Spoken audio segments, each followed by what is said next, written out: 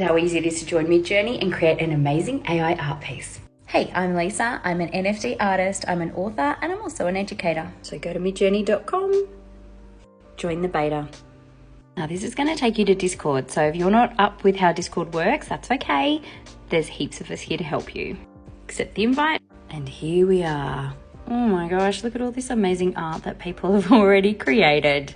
Absolutely sensation. Complete newbie, so I'm going to go to getting started. Instructions tell me as a newbie I have to go to one of these chat rooms. Down the bottom I type in /imagine and then it comes up with a space for me to pop in my prompt.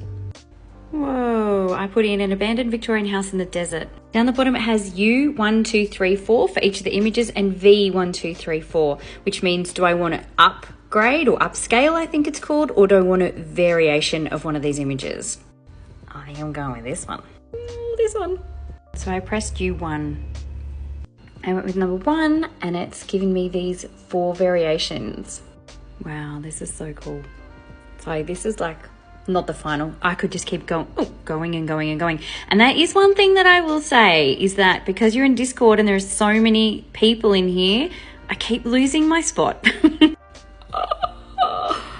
As you can see, the potential is limitless. I've been thinking a lot about how I can incorporate Midjourney art into my own art. Maybe I can do sort of a mixed media thing to create images for my poetry book that I've been talking about for so long. And this actually might be making me more efficient, because the thought of creating things from scratch for like 20 poems should excite me. But right now I know I'm a bit time poor and it's probably putting me off a bit. When I'm writing a story, I can spend hours and hours and hours scrolling through the internet for examples of a character that I might have in my head. Now, how cool will it be to be able to actually create that character in Midjourney without having to scroll thousands of internet pages looking for an image of someone that kind of might look like the person that I've got in my head?